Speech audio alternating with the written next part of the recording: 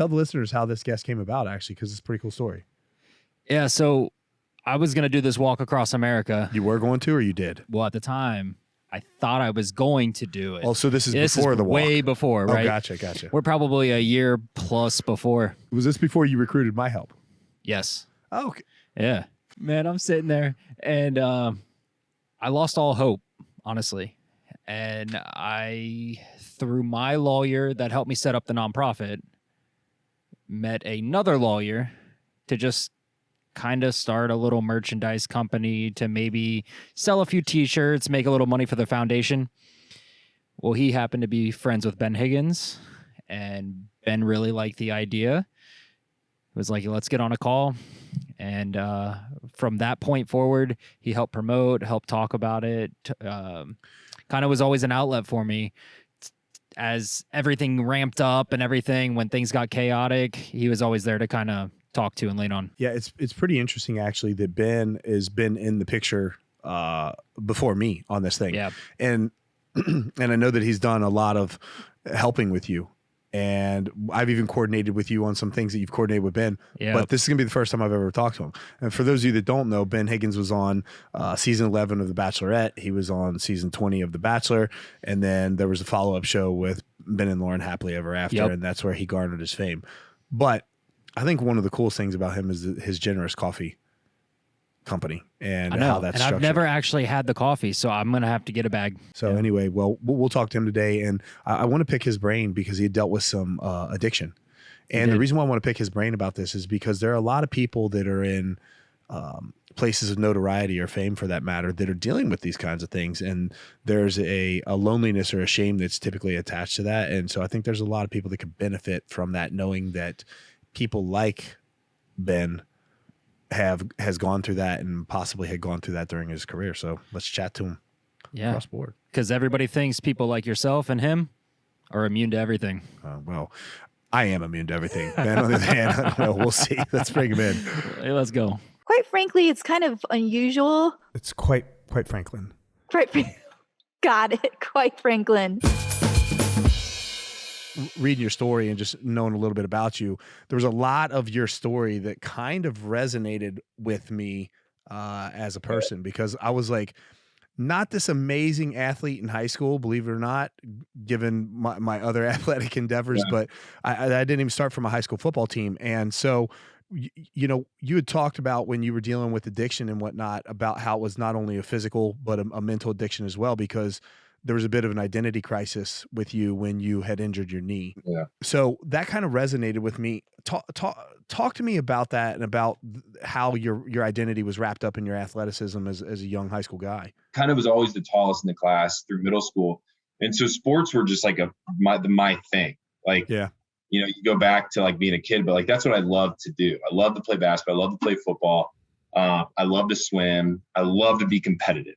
Like and I still to this day, like I thrive on being competitive and being in an environment like on a court or a field where everybody's agreeing to be competitive. Like there's no sore losers. Like you're trying to beat the other team and they're agreeing to it. Like it's not like you're out playing pickup ball with your buddies and you're embarrassing them. No, you're like on a court saying, I want to see who's better. By the way, welcome to the fight world, because people they have trouble understanding, like two men are stepping into a ring and they're agreeing to be competitive. So when it's done, you can hug each other and there's not this major problem that people don't understand. Like, how can you hug someone that you just tried, spending 25 minutes beaten to death, It was like primal inside of me. Like I become a different person. Yeah. And I was pretty good. Like I was a good child athlete, I guess you could say, to go back to the glory days. And so college was always kind of my focus. I never fully I never like thought I would go pro in any of these things. That was not a goal. I was not fast enough to really even think through that. But I really thought I had a shot at playing in college, which would have been so fun to me and always a dream of mine and always something that I would love to do is represent a team, until I move out into the workforce. And so it was my junior year. I had started a little bit as a sophomore at the end of the season at quarterback. Moved into my junior year. It was 2 games in. I rolled out, a guy grabbed my legs, hit me, another guy, fair hit, no, nothing dirty about it, but he came in and hit me in from the front. and it just destroyed my knee, my right knee, like tore it in every single direction, tore the MCL and the PCL and the meniscus and the ACL. Like it ripped it apart. And everything changed. Like in that moment, right? Everything that I had ever done that I loved to do changed. I was no longer able to really be that competitive. I mean, I was just trying to get back to play, like to step on a field my senior year of high school, so that I could say I did it. Like at that point, I had very little expectations for anything more. And I was able to. I worked really hard to get there. But as a result of blowing out my knee during football, I didn't get to play basketball. And then because of the multiple surgeries the knee needed, I was prescribed these painkillers. And you start taking them, and it feels good, and it keeps the pain away, and it helps at first. And then over time, when you have like multiple surgeries and you get like multiple like prescriptions to them, you end up becoming very dependent on them for whatever reason. Yeah. I can look back now and blame it on becoming addicted to Vicodin and oxycodone. I can say that, and I was.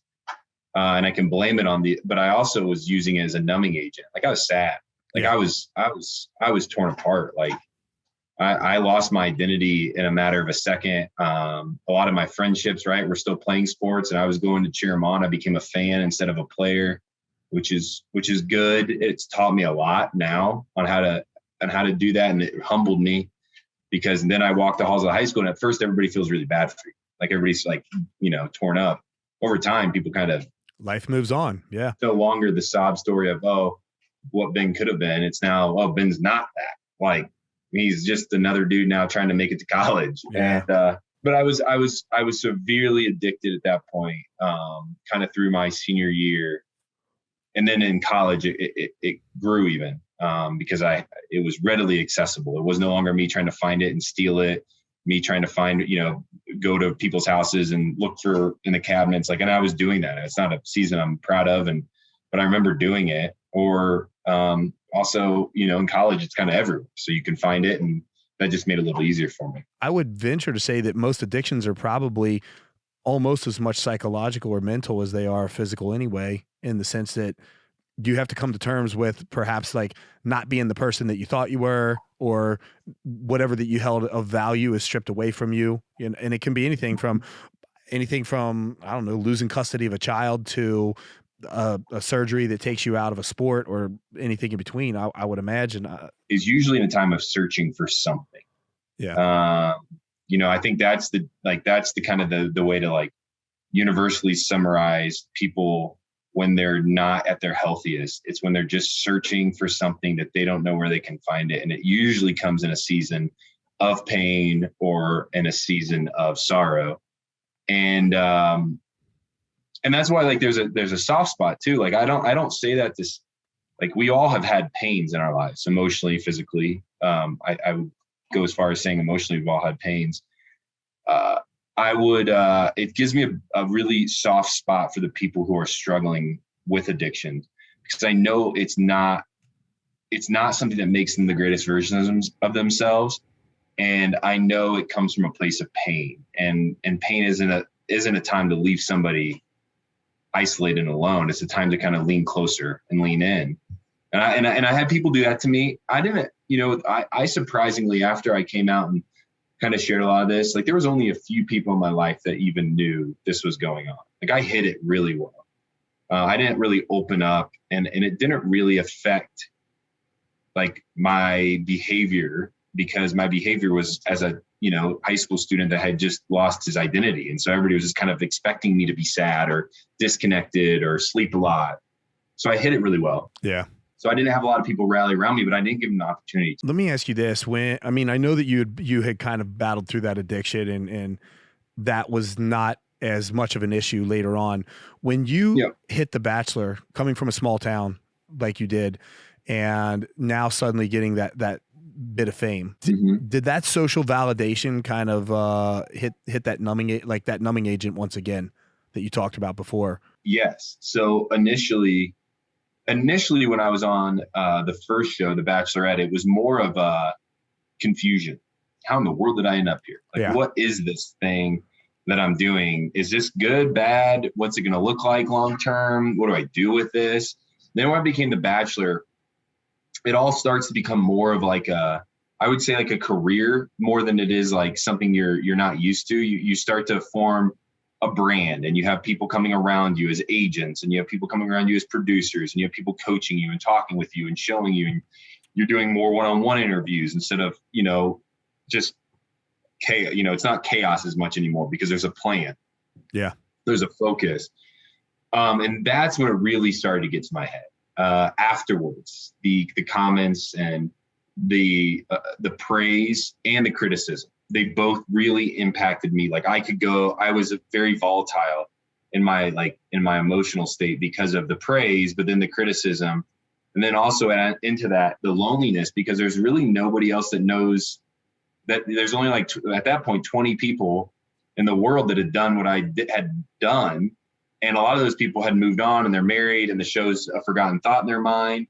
Some of them had already, gotten into trouble, and so they were associated with the show. And so it was a very lonely time too, because I was experiencing all these new and cool things and all this new praise, but I had nobody to share it with. I was just doing it on my own and feeling good about myself in my own little small circle. So let me tell you why I started asking you these questions. So I grew up in a small town, and I was a late bloomer in high school. I graduated about 6 foot tall. I was 155-ish pounds when I graduated. And then my senior year, I started getting into weightlifting and nutrition, and just had my face just buried in muscle building muscle mags and muscle fitness and all that. And so about midway through my sophomore year, I come back to one of my high school football games, and my coach looks at me, and now I've grown another inch, and I hit this growth spurt. And because I'm eating the right kind of foods and into the right things, I put on about 40 pounds.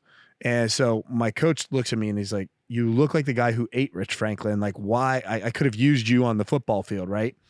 And so coming from a family of big men, I was the runt of my family, basically, growing up. And so I was always seeking this kind of validation. And I could remember riding to we had an arena football team here in Cincinnati when I was a kid, and my dad and I, we had gone to this game. I think my brother was in the car as well. But I remember saying to my dad, one day I'm going to grow up and be a football player. And my dad looked at me, he's like, "Son, you better have a backup plan." And I just remember saying to him, "Dad, I'm going to be a professional athlete." And this was 13 years old. And so it was almost like you have these naysayers in your life. And so I was seeking this validation through athletics. Now, fortunately, I didn't get injured, and I did reach the pinnacle of what my sport was. But let me tell you, when I lost my title and I was sitting in that hotel room that night, you want to talk about the loneliest feeling in the world. And this is, after my father, who was opposed to me ever pursuing mixed martial arts as a career because I was a high school teacher and had a good, stable job in education, and was his first child to ever go to college and graduate, for that matter. Suddenly, my dad at one point in time, and I talk, this is a whole different story, but he comes back to me after he told me not to do this and says, "Hey, I'm proud of you for your decisions." And then to subsequently, within, I don't know, a year and a half of that conversation, have everything stripped from me that I had identified myself with. Man, it was a phase in my life where that could have easily happened to me, where I was in this depressed state, particularly because after I lost my title, things came back around full circle, and I was Anderson, who had beat me for the title. We were doing the rematch here in my hometown. So I'm like, this is like my Cinderella moment. Like, this is that moment that every kid dreams of growing up. And then I failed, you know what I mean?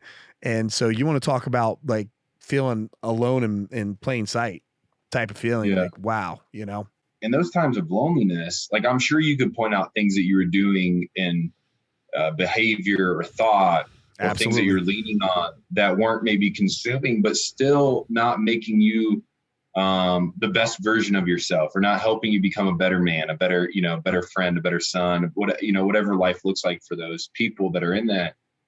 And those, that's the place that, as I wrote Alone in Plain Sight, I interviewed a lot of people, because my story is my story.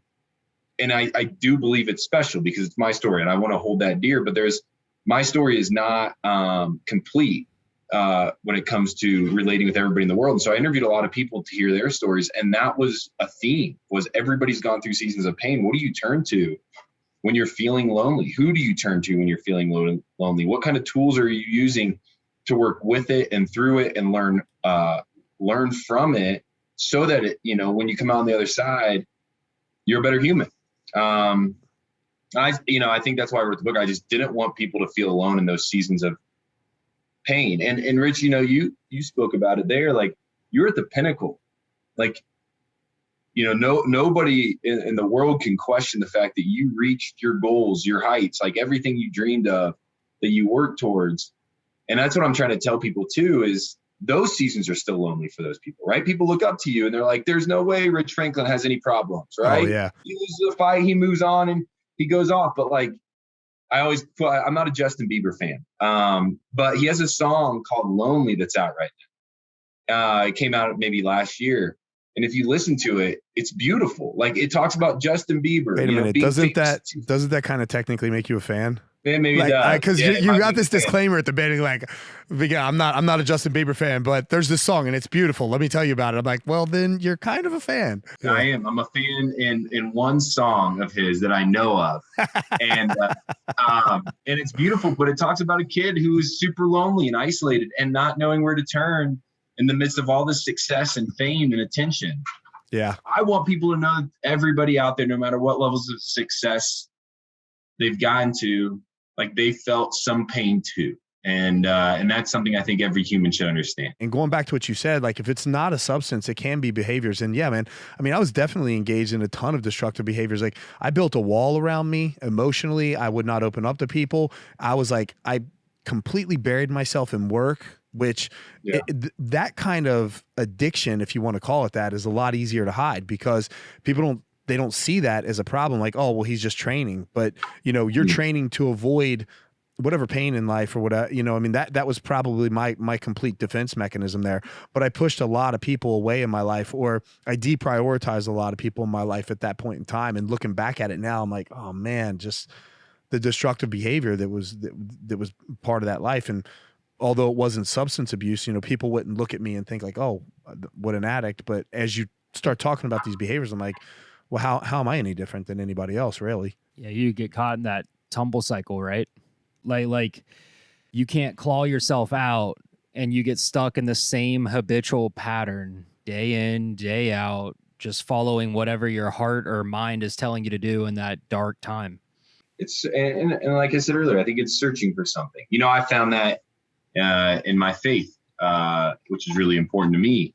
And I know not everybody comes from that background, and that's okay. Yeah. With me, but that's what I ultimately, like, when I got spit out, it was a humbleness to understand that I'm not that in my eyes, I wasn't the greatest thing out there. When everybody's telling you are, and you're on the cover of magazines, and you have no prep or planning for this, and everybody's like, oh, here's the guy that's going to be on ABC for the next 6 months. Then they're moving on also right after that's done. I realized I wasn't the greatest thing out there, that I didn't know how to be, quote, famous. And so I had to find something that I believe made the world make sense and give me a mission and a purpose and a plan that, I could now work on through my 30s and 40s and 50s and 60s. And that gave me meaning again, because I had lost that. I'd lost myself. It reminded me of something that I always say. There was a point in my life, like one day in my life, where I would put my signature on a piece of paper and send it home with a kid, and they wouldn't want to show it to their parents. It was called a progress report. And then suddenly, with what seemed like overnight, there was a day in my life where these same kids would be standing in line for like 4 or 5 hours waiting to get an autograph from me.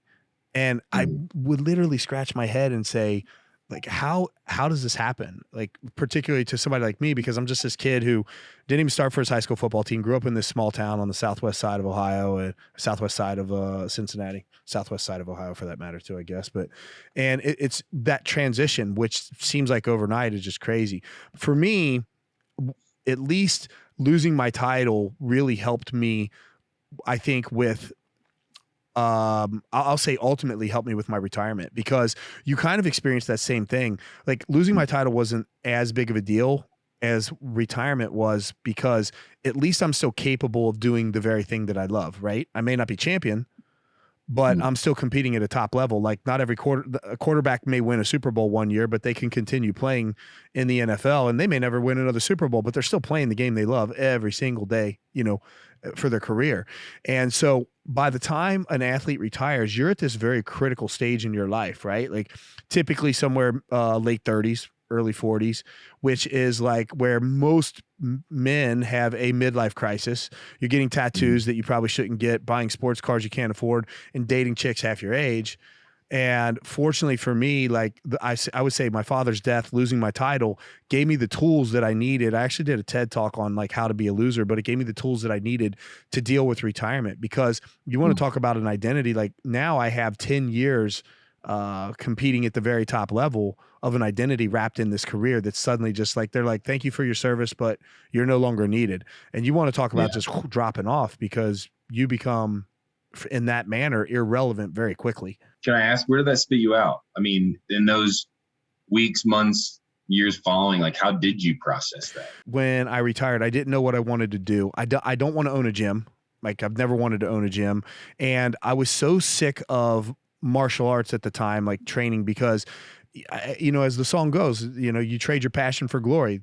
And so what ends up happening is instead of training to better myself, because that's why I got into martial arts to begin with. Like I'm looking to I'm at this level today. Tomorrow I want to be here. The next day I want to be here. The next day I want to be here. And so I'm on this pursuit of excellence. And there's this fine line between excellence and perfection.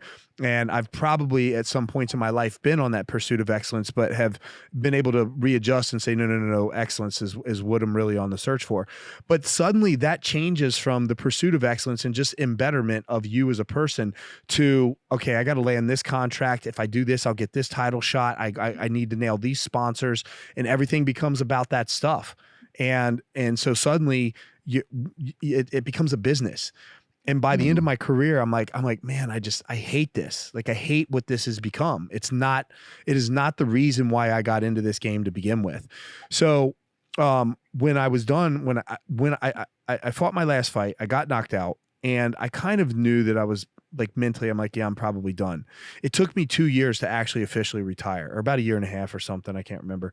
And I wrote a retirement letter, and one of the things I talked about would be missing competition, not from the perspective of the fame and getting my hand raised, but the camaraderie of going into the gym and the people that surround you, everything from the fans to your family and everybody that supports you.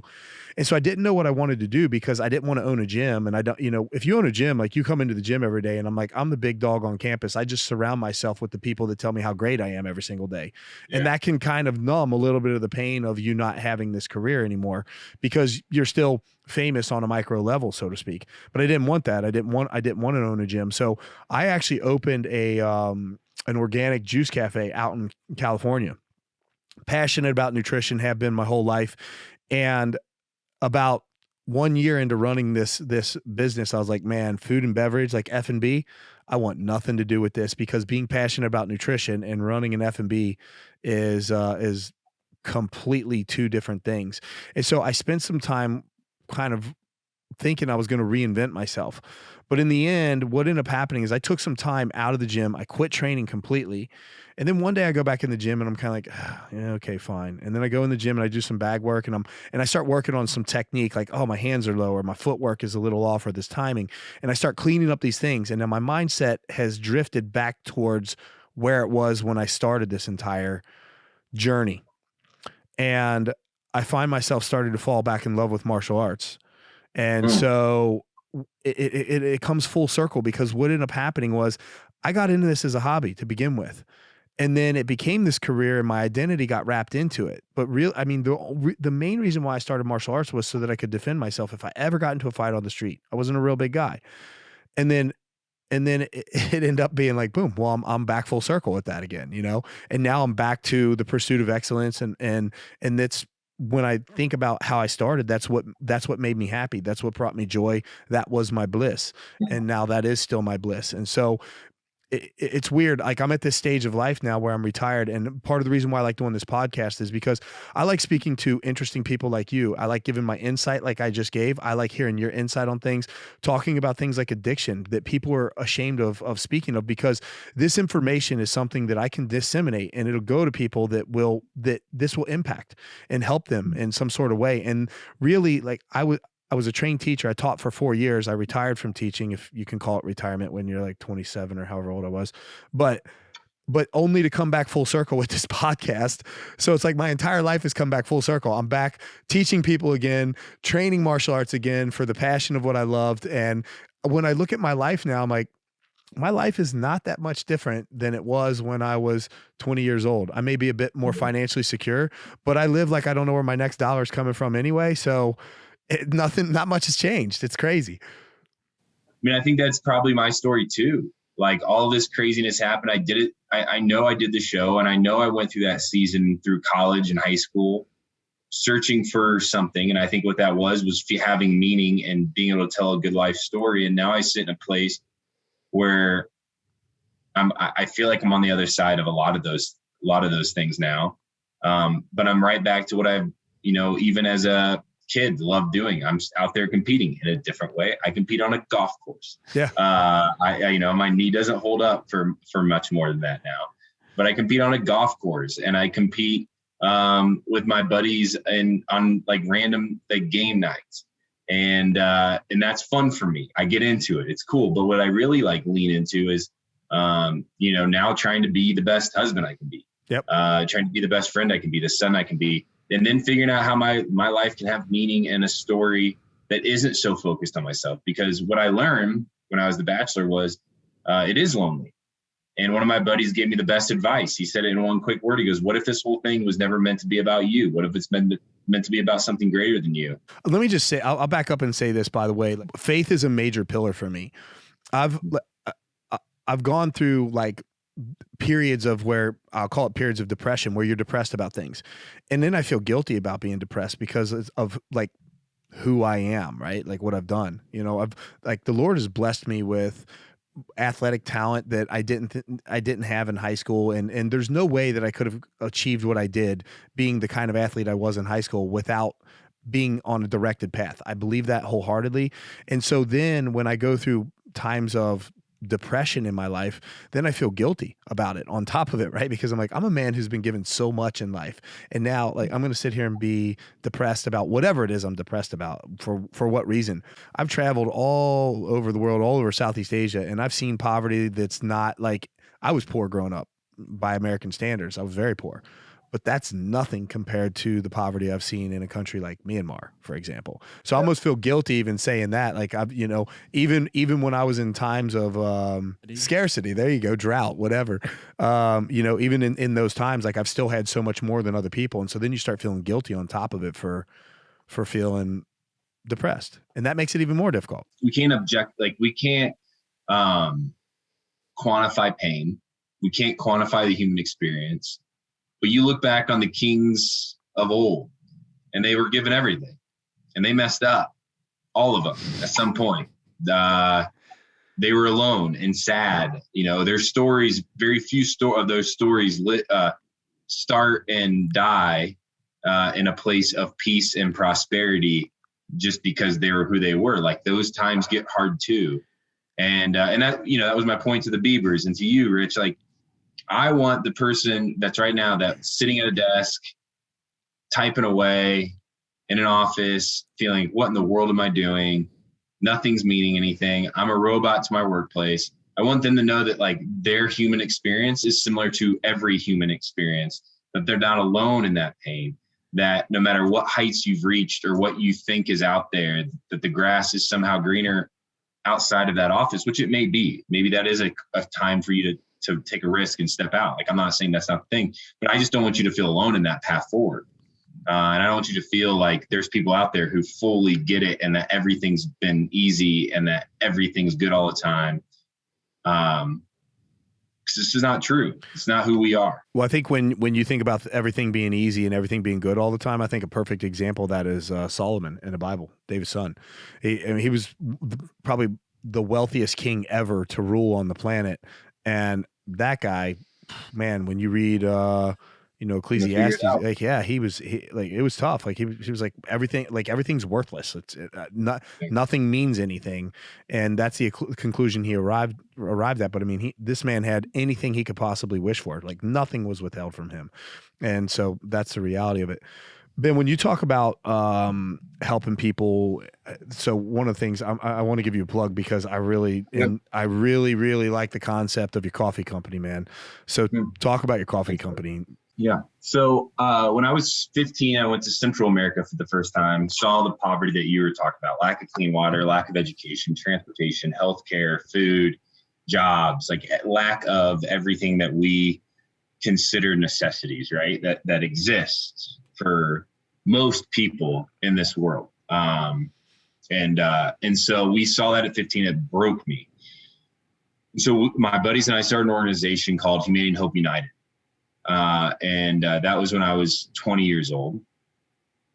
And from there, I went on the show, exposure increased for the organization because we talked about it a lot, shared about it a lot, fundraising increased.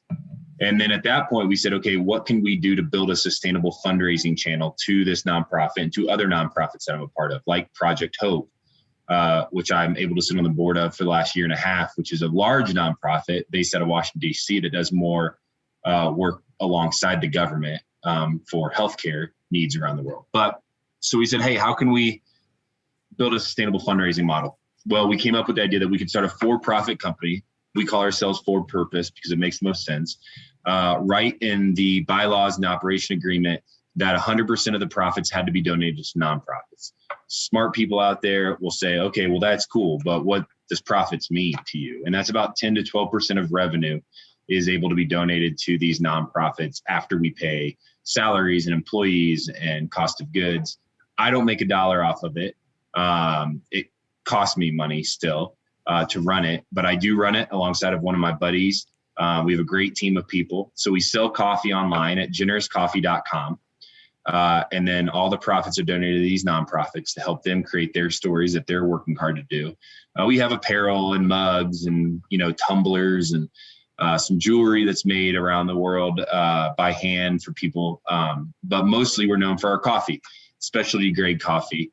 And so if you're out there and you're like, I drink coffee, subscribe to Generous Coffee because it does make an impact. And it is now something that I spend the majority of my days working alongside and working with and helping run and operate. Yeah. So when I first read about Generous Coffee and I heard the same statement, like, well, 100% of profits go to, go to nonprofit. I'm like, yeah, that can mean a lot of things. And then when I heard an interview where you talked about that, about how you had written into the bylaws that you don't take, like you get nothing from it. I was like, wow, this is truly impressive.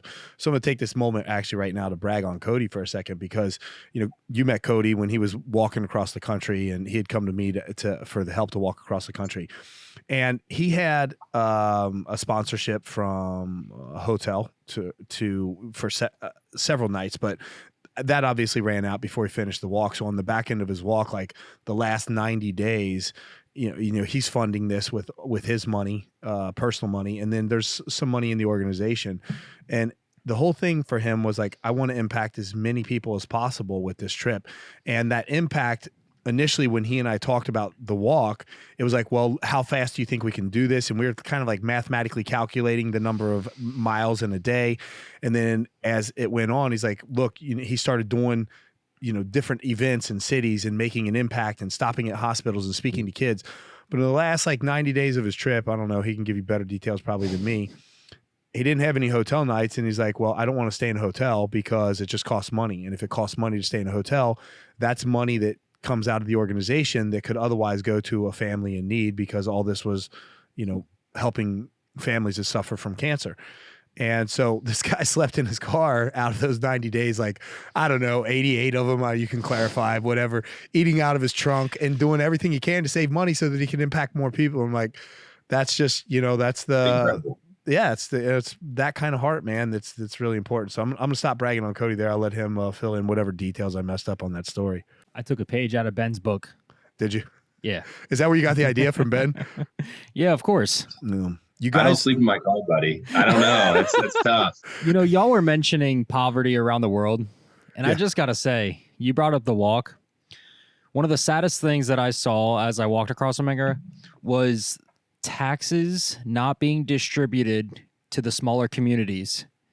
It is the saddest thing. You walk through a population in maybe Warsaw or where you grew up, Rich, were very similar, but they're not given any money back. And there's people, especially near the border and through like the remote towns, that aren't receiving a dime in this country. There's buildings falling in that kids are using as playgrounds and stuff. Yeah. It's really sad. yeah. So I'm sure there's some areas that look in this country that look like Central America or Southeast Asia. Maybe for that never matter. been, but yeah, it was probably the most eye-opening thing of the whole thing. Yeah, I was in Indonesia one time and I did this. I was at a charity organization for kids. It's not an orphanage, but they offer education and medical care for very impoverished children.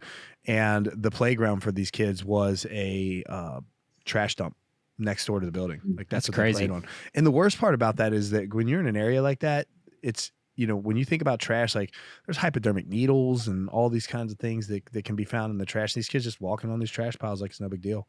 It's really sad. Ben, I wanted to ask, to somebody facing addiction, what would you say to help them get through? That's a good question, but I want to counter it a little bit where I'd say I think somebody facing it needs somebody to listen a lot more than they need any advice. So I don't know what I could say. I would just want and encourage anybody that knows a family member, maybe themselves, whatever, is to listen more than you speak there, because our stories are very complex. And oftentimes we don't know why we feel the way we feel. And we don't know what set us off to today versus yesterday. And we just sometimes need an outlet. That's why for me, you know, I'm fortunate enough to be able to go to therapy. I'm not currently going, but when it was at its worst, like I was able to afford to go to therapy. That was a big deal. I needed somebody to talk to. I felt guilty talking to my close friends and my family about it because I didn't want to put this pressure on them or the stress on them.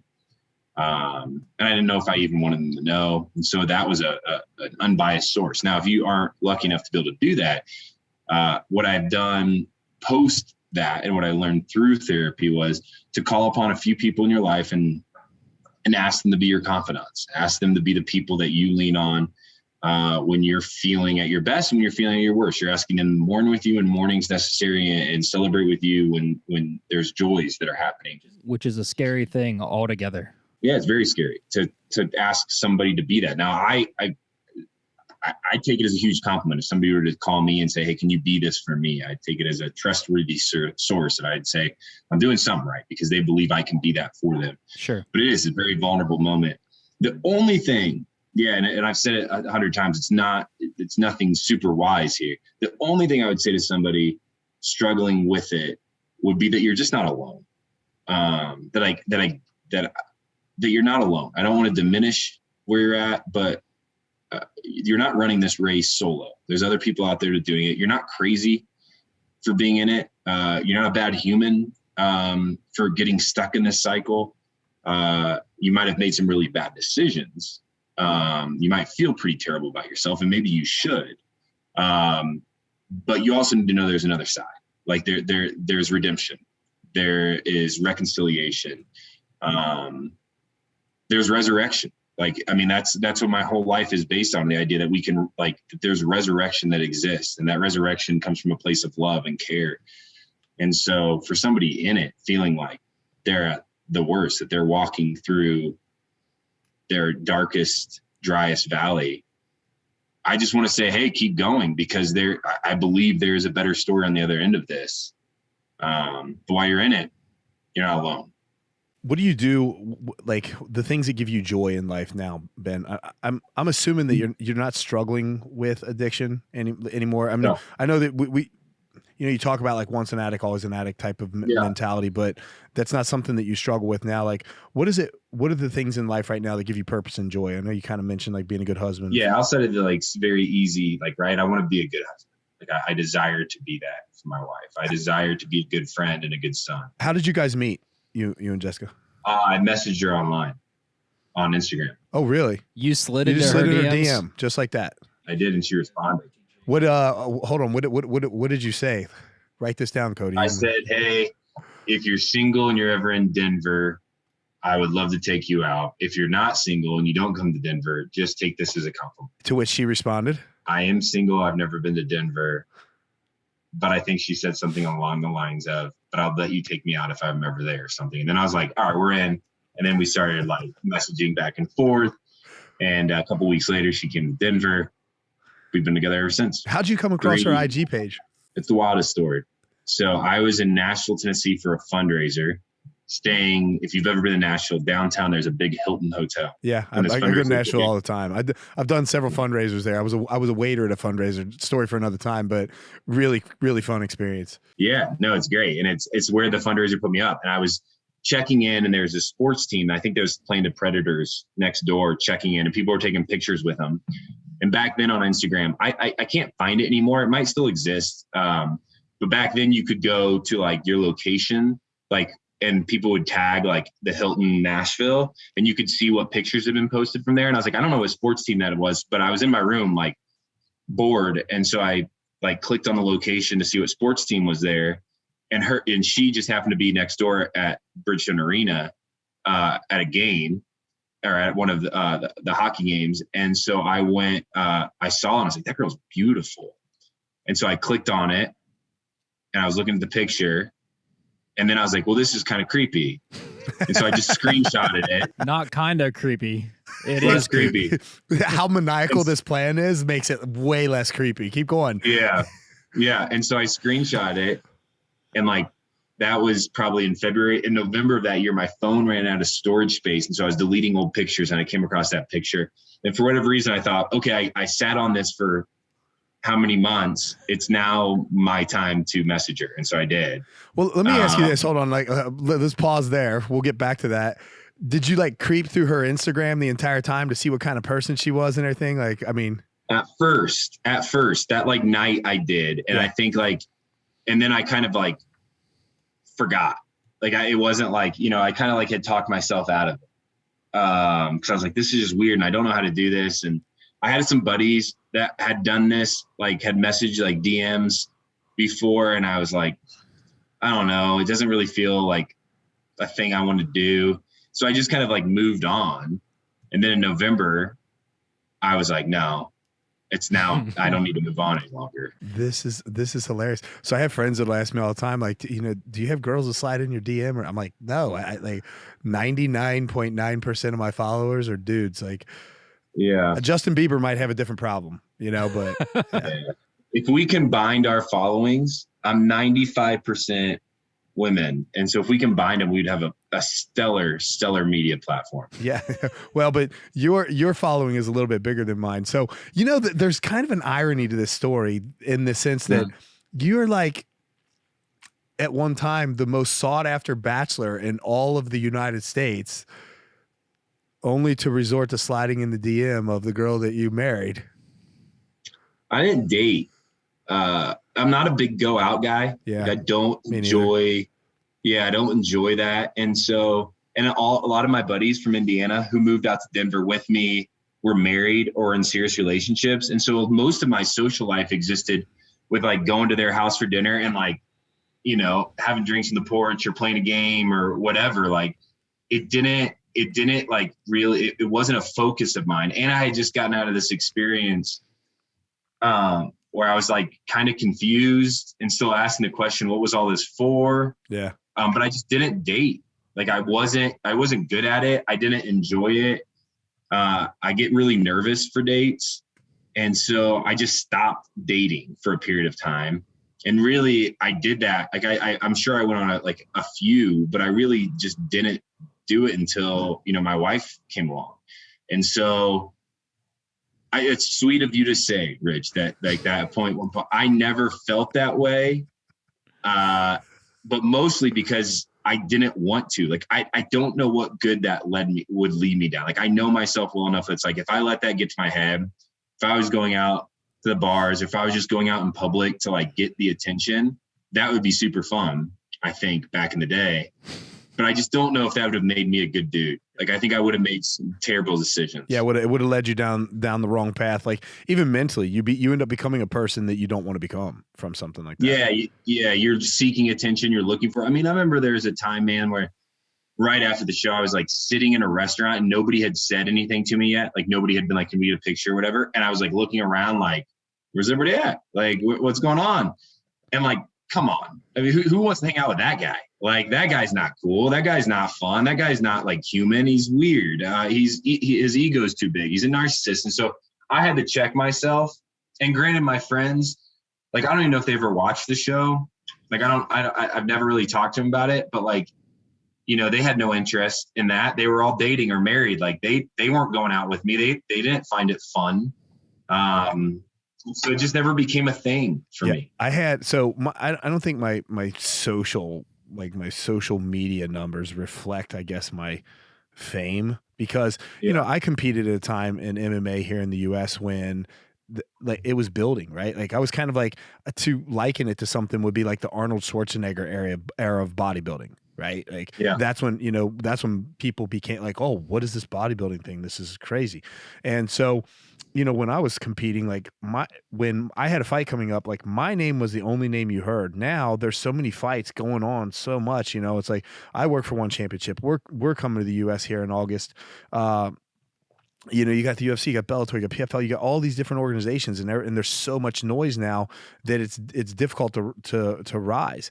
And and so like my friends, they got to the point where I had friends that were like, dude, I don't like going out with you.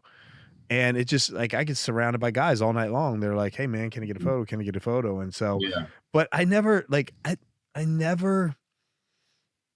I don't know. That just never held a lot of value to me. Like I never got caught up in that because I guess the reason why for me is that unlike what you did for a living, like you got like 25 chicks, good looking women that are just like vying for you, as you know what I mean? Like I go and I get punched in the face and then I come home and then I got some guy that's trying to like tear my arm off. And then when we're done training, they're like, yeah, by the way, you know, remember when Franklin got knocked out by, and it's like, seriously guys, like, aren't we friends here? Like you just gonna, you know? And so when you live that life, like your buddy's just heckling you all the time, then I don't know, fame just takes I guess a completely different meaning in my life. So, you know, it's interesting though, from the perspective of people that know me, because they are people that meet you, they'll sit down and have dinner with you. Like if I do have a fan that walks up like, hey, can I get a picture or an autograph or something? They'll be like, man, do you hate that? Does that happen all the time? I'm like, it literally happens like maybe a half a dozen times a month, and that depends. If I end up going to a sporting event or something, then it's completely different. Like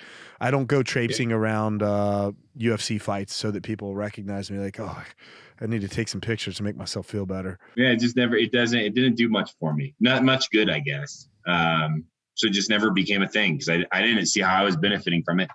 And most of the time the people asking for a picture are nice. If I sat at home all the time and read my social media, I just feel like everybody hates me. So at least like when people do want to take a picture, I'm like, all right, somebody out there is nice. Well, no, because if you're not reading your social media, they're like, yeah, I met that douchebag Ben Higgins. Let me tell you, he's uglier in real life than he is on his social media.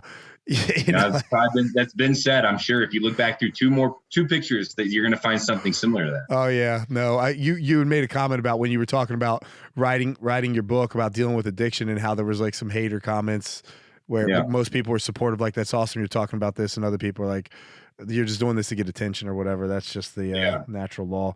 Talk to me about what it was like when you went on the set of the Bachelorette, like on your first season there, and like how much of that is actually like playing the game of trying to get to the end, and maybe not just for you, just for some of the competitors in general, and how much of it is actually like true pursuit of something meaningful? Well, I mean, I think it's where the brilliance of the show comes out, because there is that competitive side, right? So even like you won't let yourself get tricked into not believing you don't want to be there at the end. Like it's competitive. You're sizing yourself up with a bunch of dudes in a room and you're like, no, I could be that guy. Like I think I could be the guy that could make it here. And so it is competitive, and that's the brilliance. I think that's what keeps people going, is they don't want to go home early. They want to see the experience. They want to travel the world. They want to build the friendships. They want to have a story to tell. And they also want to go back home and people are like, wow, you made it so far. Like you're one of the top people. I think that plays into it. I will say, so when I was on the Bachelorette, now my Bachelor season was different. When I was on the Bachelorette, social media had not really existed yet. It was there, but it was not a thing. Yeah. And so a lot of these guys were going in there, I think with what I just said, that mindset, but also a lot of the people, as you talk to them, were just trying to have a story in life, like trying to take a chance, have an opportunity.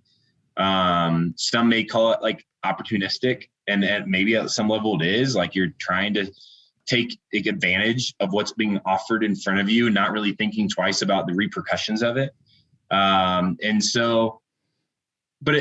the end of the day, like you walk up into the mansion and there's lights everywhere, and there's, I don't know, 20 camera people and audio, and there's cameras taped to the ceiling. Yeah, I've been on reality shows, so I know exactly what it's like, man. Yeah. You get it. And like, it's overwhelming. These people are 5 days before they show up to the mansion, they're working their office job or they're doing whatever they do in the world. Mm-hmm. And then 5 days later, they're walking into this set and you don't know what's going on. Like it's chaos and it's confusing. And I think that's probably the mindset for most people is like, what in the world am I getting myself into? And then you kind of get used to it, over time, and you kind of see how the world is done and maybe how the game is played.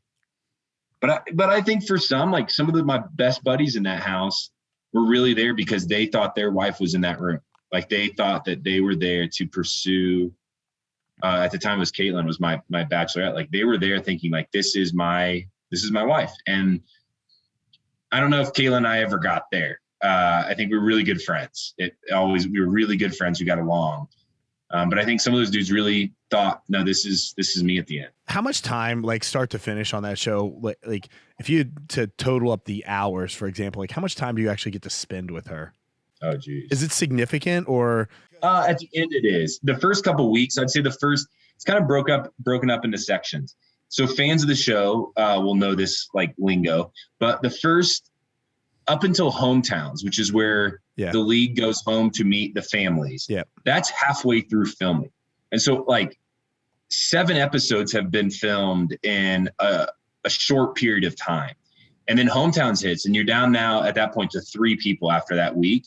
And that is the halfway point. So you have 3 people along for another month or so. And that's when time gets significant. Like I would say like you feel like you spend time.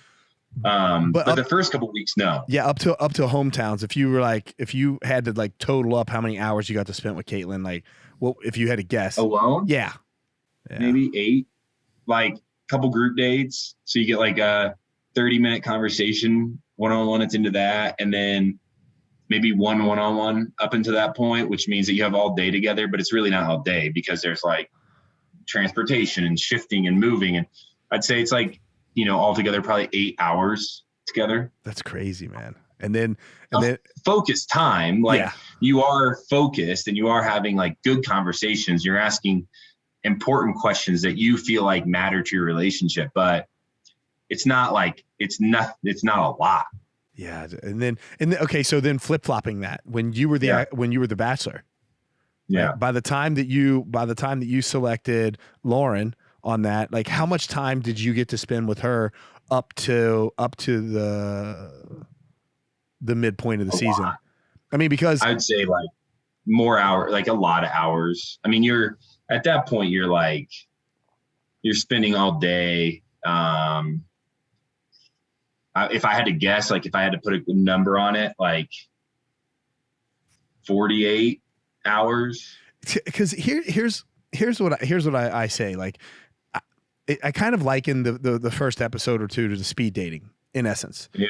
Like I think any person in the world, not just me, but within 60 seconds, I know whether or not I would want to go out on a date with someone or a second date, or whether that might last like a month or if it has potential, like just within 60 seconds, like saying whatever kind of things. So I'm going to ask you this question. I don't know if like if I'm asking something I shouldn't, or if you could divulge, but like when you show up on the first day and there are 25 women there, like how quickly do you eliminate, I don't know, 22 of those women? Because it would take me like 15 minutes. I'd be like, I won't even have to talk to you and you. I won't, like it's just, It would be so doom, doom, doom. It's tough because I mean, I would say it's like, so like, I think probably like half of that first group, you could be like, this isn't going to work out. Yeah. But you know, the interesting thing, and my friend and I were just talking about this, the cool part about that experience is the people that maybe like, because it's night one, I mean, people can come up with like really fluffy things to say about it, but it's like a physical like attraction, right? Yeah. Like that's like what it is. And after like night one, you might not be super physically attracted to somebody, but like once you get to know them and you hear their story, like, I don't know. I mean, I'm sure you've had this on dates before or in life. Like all of a sudden you're like, oh, I'm actually like into this. Yeah. And so that's one of the cool things is you get the opportunity to like almost prove yourself wrong. Or some of the people you're most physically attracted to, once you get to know them, you're like, what? No, this isn't going to work. That's when the 10 becomes a 5. Yeah. And so it's kind of like, I would say like half of the group, like you can kind of tell on that show who's there to make a big first impression and make sure that like they get a clip on the show, and who's there to actually try to figure out if this could be something weird and cool all at the same time and work out in the end. You can figure that out pretty fast.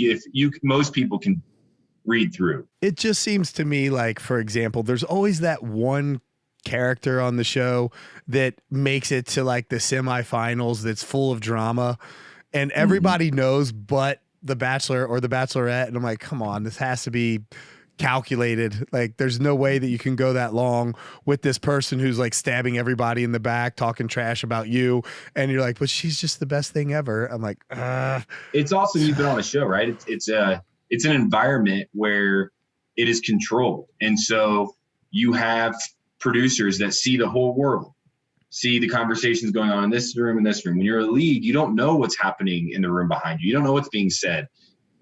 You can start to pick up on things. That's why I say the mark of a really good lead is somebody that isn't the most likable, because likability is, you know, it's can be edited in.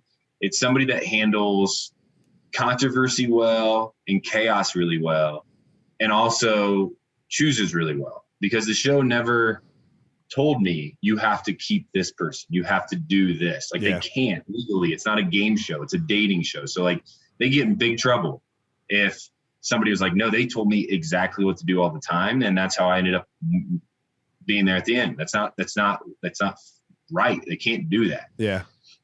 But you also can get in the world, and you can start getting blinders on and believing one thing and missing the truth of the whole story. So that's how people end up there at the end, because the lead is just oblivious. I'll ask you, would you ever do a show, offered a show with your wife now? Like whatever kind of, like, would you be willing to put your life on display?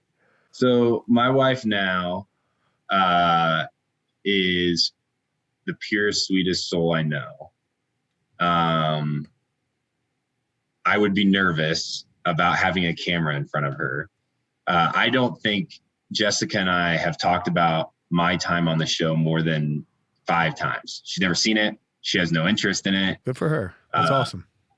She will go to events with me. Like we were just in Tahoe because I still work with iHeartRadio, and we were just in Tahoe this last weekend. And she'll go do that with me. But like even then, like she'll do what she can to not be in front of a camera or in a place of attention. And so if they offered it to us, it would take, I think we would.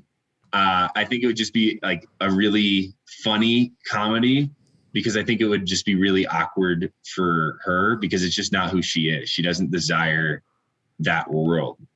She would do it if I wanted to, and she'd try her best, but it would end up just kind of being funny. So no Amazing Race? Oh, we would do that. I think that like stuff like that could be cool. Yeah, that's a whole different kind of concept. You're not putting like, I mean, technically you kind of are putting yourself out there, right? Because you get put in these situations, like high stress situations. Oh, by the way, you know, I don't know, she hates spiders. So you have this challenge where you got to crawl through this thing of spiders or whatever, so that they can just put you through the ringer, like really test that relationship. So some of that does technically get put out there, but not like the same kind of, not like of the Bachelor, Bachelorette genre. Yeah, no, like stuff like that we could do and do well, but like having a camera in our home, and one, like, guys, I mean, I don't want to like simplify myself too much, but like our life is really cool. We love it, but it exists of me working right here at this desk, her going and running her skin studio, coming home, having dinner together, going on a walk with our dog every evening, and then being in bed, both of us by like 9:15 and probably asleep by 9:30 and waking up, working out in the morning and doing it all over again. We love it. You know, there's obviously some cool things we get to do and some nuance to that in between, but like, I don't know what they would show these days. Dude, like it's not entertaining. Listen, I the same thing happens. Like I'm constantly getting like, you know, my management, my business partners are like, man, you got to put some stuff out for social. I'm like, what do you want me to put out? Unless I'm actually traveling. I recently went to Mongolia and I posted some pictures of me in Mongolia and it's cool stuff. But like I get up every day. I do the same thing. Like I'll get up, I make my breakfast. I eat the same thing every single day. So I can post the same picture of eggs and sweet potatoes and grapefruit, you know, like I can post the same exact thing every day if I want to. But at some point in time, like you're going to wake up and be like, oh, here's Rich's breakfast picture of egg. Like I don't even have to check it. It's like, I go to the gym, I work out. It's all the same stuff all the time. I'm like, what do you like? My life it's routine. That's what you have to be as an athlete. And then, you know, I have a lot of control in my life, but I'm also like a chaos guy, which is why I enjoy doing things like jumping out of a plane. So I do have these bouts of like, okay, I want to just go hike somewhere and just get off grid and do something wild and crazy. Let me jump out of a plane for a few days, whatever.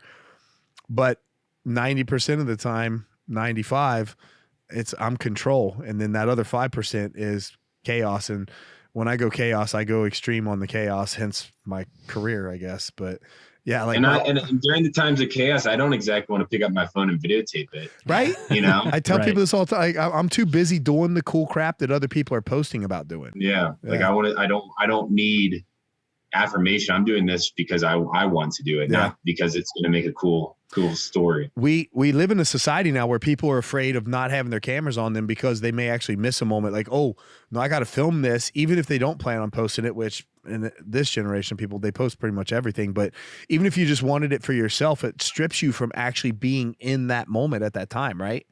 Yeah. And no, it does. 100%. I would agree with you. It's sad. Like when I grew up, like me growing up, I probably have less pictures of my entire childhood than I don't know, a 1-year-old of today has of their first 6 months of life. Yeah. Oh, 100%. Like my entire childhood, like from birth to graduation, I have less pictures of that whole time. And so when I look at one picture, I'm like, oh my gosh, I remember this day. I can remember being at my aunt's house and we used to do 4th of July's there and it was awesome. And we had fireworks until my brother had that firework in his hand that year and it blew up in his fingers. And my dad was like, no more firework. Like it brings back memories. But instead, these kids nowadays, they just have like, it's just like there's so many pictures, you don't even look at them. It's crazy. Yeah. There's my buddies have pages for their kids and their dogs. Oh wow. So there you go. So what's next for you then, man? What do you got brewing now? Well, Alone in Plain Sight is still a big focus of mine, and I launched during COVID. And so the book came out in February of COVID, and so I never got to do like a tour. I never got to speak about like the heart of it in front of people. That's something this next year I really want to do more of. Generous is definitely a focus. Shouldn't you have like a book with you that you're holding up right now or something? Like it's right there. But people are supposed to know that. I'm gonna tell you, when you look at the back of you, you're gonna see the 3 NBA basketballs up there. Like you should be holding the book or something. Man, come on. You were on The Bachelor and The Bachelorette. You're better at self-promoting than this. Like, come on. Yeah. I should be the guy giving you lessons. Yeah, that's me. I didn't want my face on the cover because that feels creepy to me, but it works. And then Generous, again, is my full-time job. I still have a show with iHeartRadio. If you're into like pop culture and The Bachelor, it's called Almost Famous. And then I have a podcast out of Nashville with a network called That Sounds Fun. And it's called Hope Still Wins. Yeah, I was listening to that actually. I listened to a few of the episodes of the podcast. I like it. I was listening to the one, the last one I listened to was where you guys went to, you were talking about your trip to Israel. Oh, yeah. So my wife and I got back from Israel.